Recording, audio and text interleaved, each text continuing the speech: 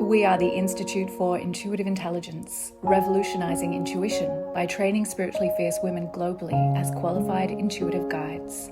Subscribe for the leading research and teachings on the conversation of intuition development. Hello, and welcome everyone.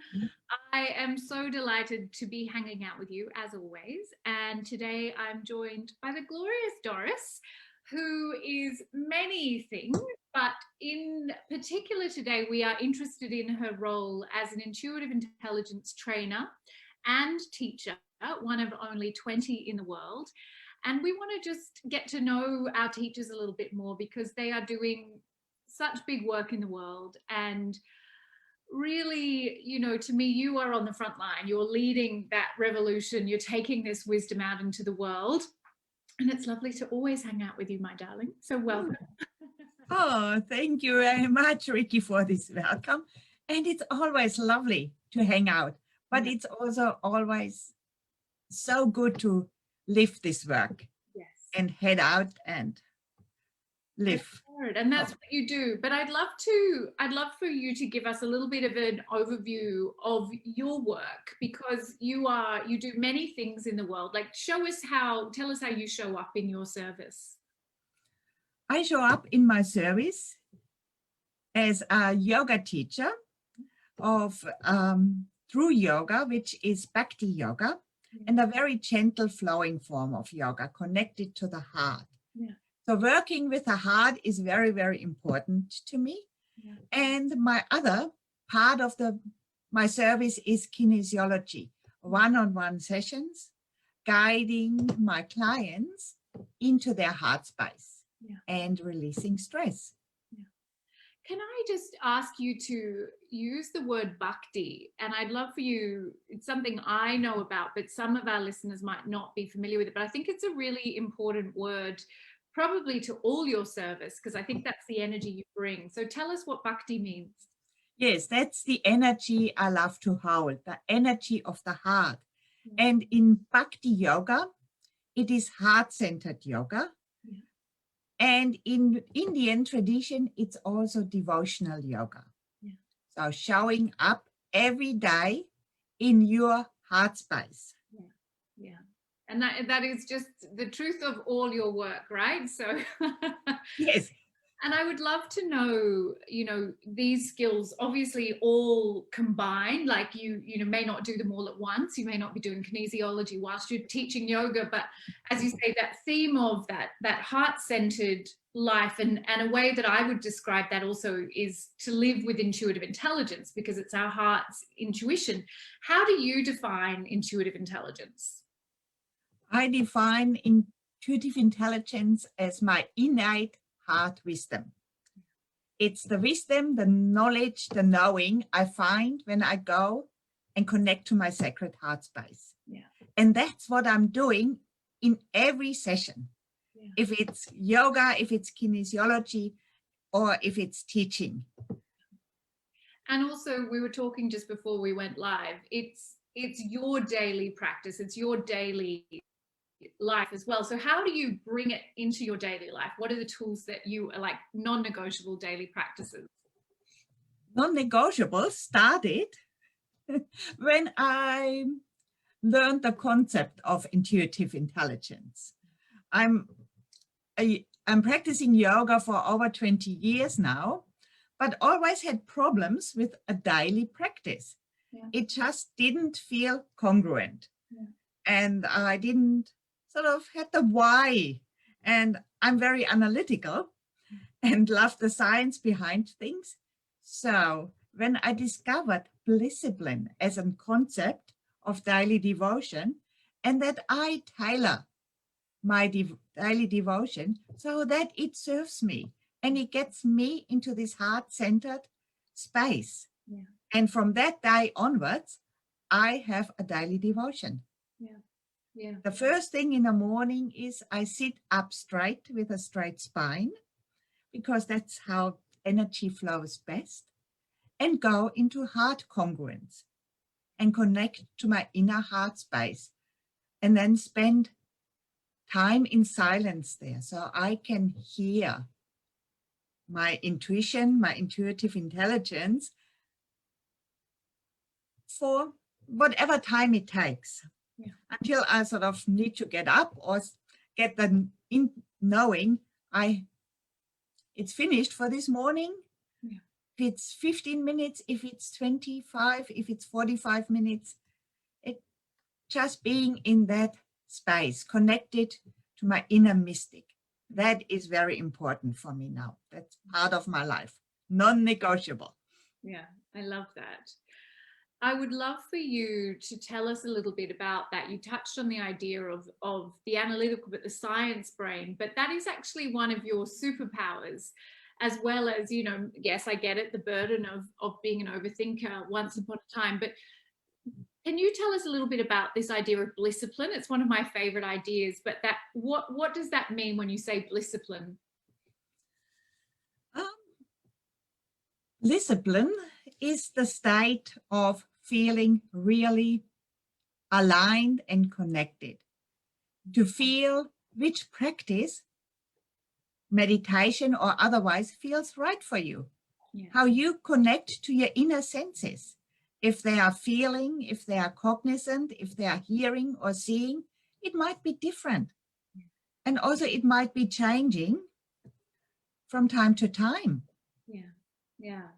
I love that term, because when I first heard it from Vishen Lakhiani, that idea that your discipline, your daily practices can become that positive addiction, where it is actually a bliss rather than oh my God, I've got to go and meditate, or I've got to go and do my yoga or whatever, because we both know that the only way to increase our intuition is to have that consistency of stillness and silence and solitude, those magic bullets that we'd like to imagine that the crystal or this or that are going to solve it for us actually can't be replaced with practice, devotion, showing up every day. And I think you are such a great example of that.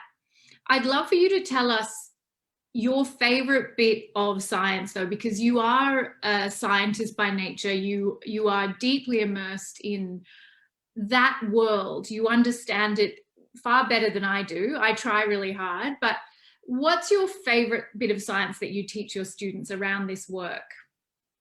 My favorite bit is going into talking about the brainwave state and how the brain works. That is also one of the favorite parts in my kinesiology sessions, working with brain integration. Yeah. Because when we are in this fear state or in a very highly stressed state, our amygdala kicks in with the fight, flight, or the freeze emotion, and there is no blood flow coming to our frontal brain. So if we are in this highly stressed state, we can't think clearly. We are anxious, we are in fear, and we are not able to make clear, good decisions. Yeah. So understanding that state and then going into a calmer state and knowing the tools. Yeah. And the best practice to go calm down and go from this stress state. And that stressed state is when we are in a high beta brainwave state, yeah, into normal beta, where we function with our mental intelligence and our emotional intelligence and have blood flow to the frontal brain. And into this step, we go with our breath. So that part of the heart congruence practice, when we take breaths deeply into our stomach, calming the nervous system, calming the vagus nerve, and just letting go. Yeah. That brings us the first step down. Yeah. And then when we go into the feelings, or next step is we connect to alpha brainwave state. And that happens when we touch our physical heart space. Yeah. So signaling that we're going deeper.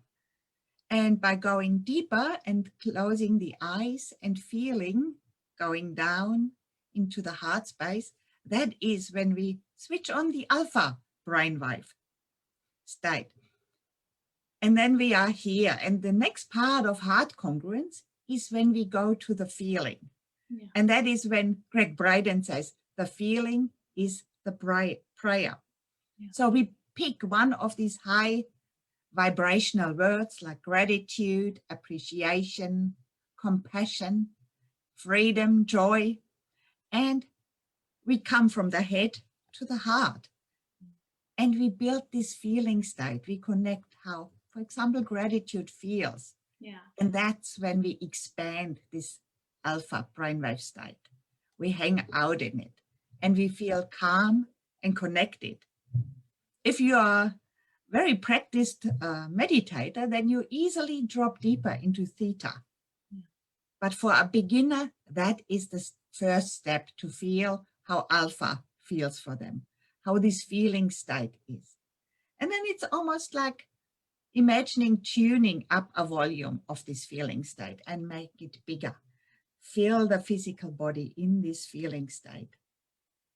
And that is when we connect to our inner heart wisdom, to intuitive intelligence. Yeah, creating that silence and then have access to it. Yes. And you do have a training, our newsletter went out today. You've got a free training on the science of heart congruence coming up. When is that happening? That is happening tomorrow morning. Brilliant. Melbourne, at 10 o'clock Melbourne time. Wonderful. And is that on your Facebook page or there's a link in the newsletter? And yes, there's a link in the newsletter. It's on my Facebook page. Right. And you register, and if you can't, and I send you the recording if you can't join us live. Beautiful. But I would like to invite I love the way you describe that, because even in just hearing you describe it, I could feel myself moving into my heart congruence. It's just like, yes, and so beautiful. But do join Doris tomorrow for that. I want to ask you a little bit about your experience of the third level program, because of course, to become a teacher, you came through the third level. And as a teacher, you can qualify women to come into the third level. Your program that we'll talk about in a few minutes is a prerequisite.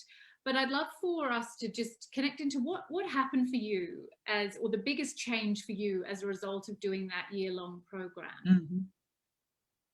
The biggest change for me was that I trust my inner connection.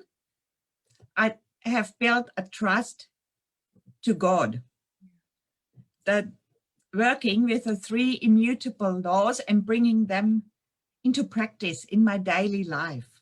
That is one of the biggest wins, knowing that they are there, knowing how to use them.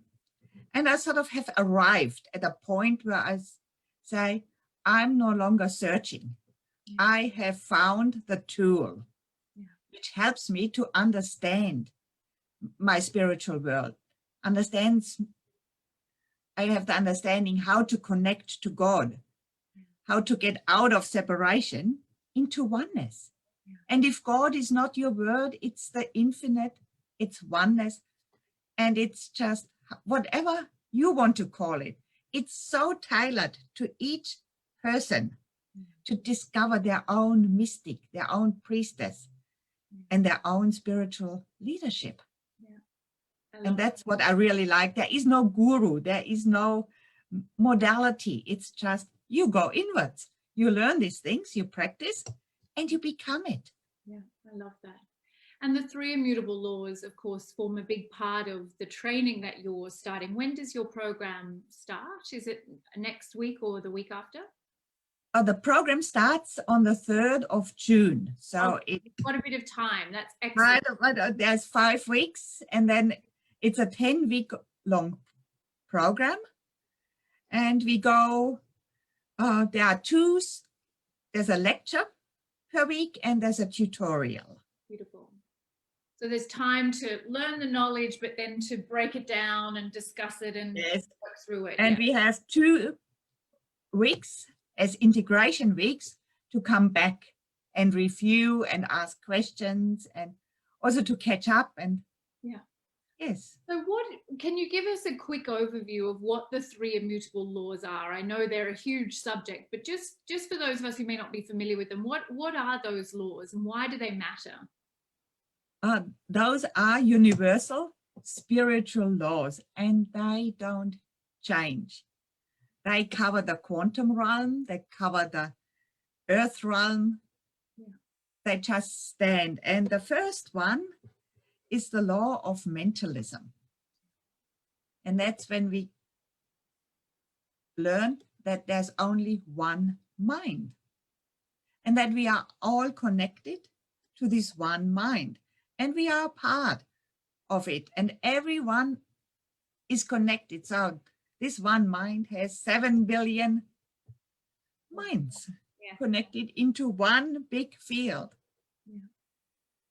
The next law, immutable law, is about correspondence and learning as our thinking within corresponds with the outer world, as above, so below, as within, so without. And if we correspond on a higher vibrational, lighter level, then also our world becomes lighter. And the next one is connected to that, the law of vibration, and learning how we can hold a high vibration every day and come back to it. And why does that matter? Why do we need to hold that high vibration, even when life is icky and sticky and difficult?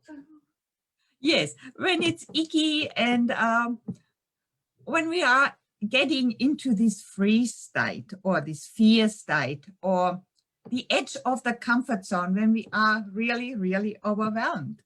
And that happened to me last week. And then with the tools, it's so easy to break. To say, okay, what is the story with the fear? We see the fear as a friendly messenger pointing towards we have separated from our path. And then the practices gets us back to the path. Yeah, absolutely. And that really is the secret, if you like, of intuitive intelligence. The way that you teach it is that we change our minds about fear, and we use that fear to increase our intuition, which is really revolutionary. I don't think there's anyone teaching it in that way. So it's very exciting. And in your hands, of course, these women have that benefit of that Bhakti approach, that heart-centered approach, along with the incredible science. And you're uniquely positioned to share that because of your deep understanding of both the spiritual and the scientific. And it's such a gift to me to know you're teaching this in the world. Thank you. So that program begins early June.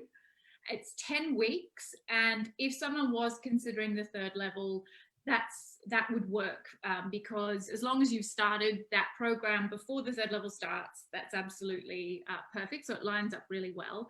And of course, as a standalone experience, it's, as you say, it's that, I don't know if you use that term, but for me, what I heard you say is it's that missing link that kind of brings together all your spiritual seeking to kind of stop the seeking and actually anchor you into it and just be like, okay, I can get on with it now. Yes, it was that point where I learned that everything is based on it. And because I was on the yoga journey, suddenly with this knowledge, I understood ancient yogic texts. They're talking all about the same thing. It's the law of oneness. And to get into this higher koshas, into that state, into this deep yogic state, yes, you go in to oneness. And you correspond, you learn how to hold higher vibrations, frequencies. And the stillness, just coming to a still point where you can hear the non-local intuition. And with your inner senses, which we go learn, discover in the program, you feel it, you know it, you hear or see it immediately, and you know it is your intuition.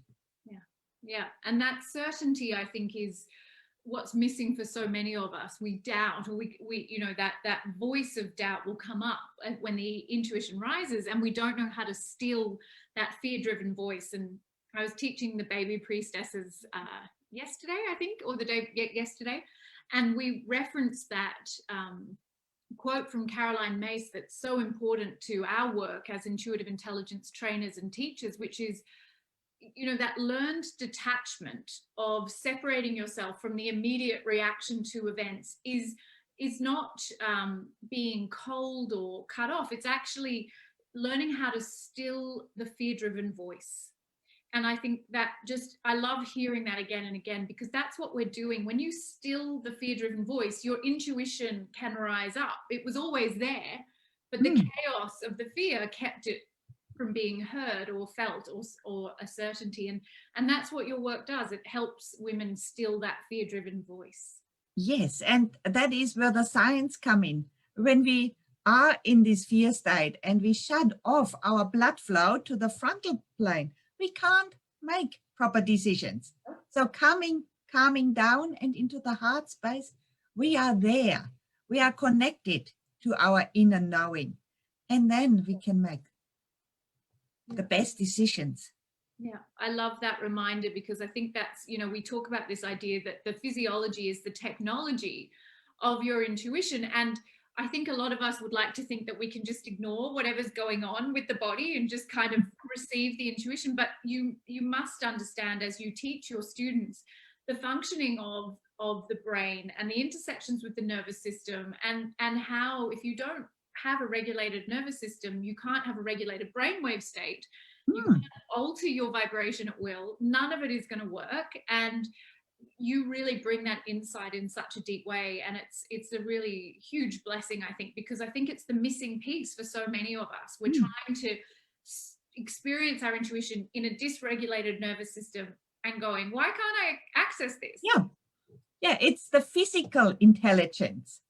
First, we have this body. We are here on earth. And if we cut one of these intelligences out, so we have the physical, the mental, the emotional, the heart intelligence, and then the intuitive intelligence. Yes. And we need them all switched on. Yes, yeah. And working together. Yeah.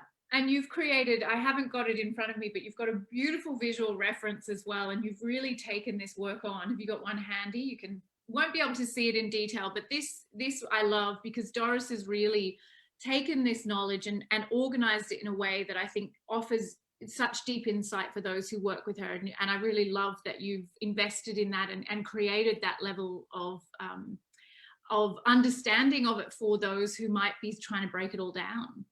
Yes, I'm very, very visual, and I will share that in my course. Brilliant. Allowing us to see where the states are, how we move through the different levels of intuition, that we have our primary body intuition, our gut feeling.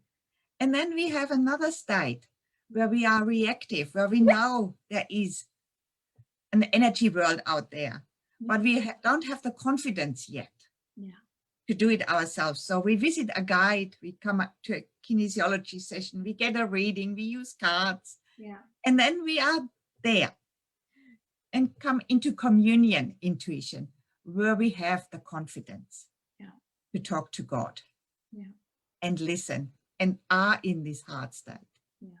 And then we go deeper, expand into non-local intuition, to listen to the field of oneness. Yes. Yeah. And you describe it so beautifully. All of this is part of Doris's program, which begins the first week of June. And what is your program called? Awaken your intuitive intelligence. Brilliant. And it is easy to find. My name is Doris Mounsey. That is the name of the website, .com. And under there you find Awaken your intuitive intelligence. And all the information is there. Enrollment has opened a week ago. And if you have any questions, just send me a message. That's very exciting. And you do have a free live event tomorrow. We'll share the link to that and to your program. If you want to be guided into the science, but also the experience of heart congruence with Doris tomorrow, that will be a beautiful opportunity, and register even if you can't attend live, and she'll send you the recording. And yes, for anyone considering the 3rd level in July or January 2022, this is the prerequisite, and Doris will beautifully guide you into that initiation into your intuitive intelligence. Thank you so much, my darling, for joining me. Thank you to those who joined us live, and for this beautiful opportunity. bye. Thank you. Bye.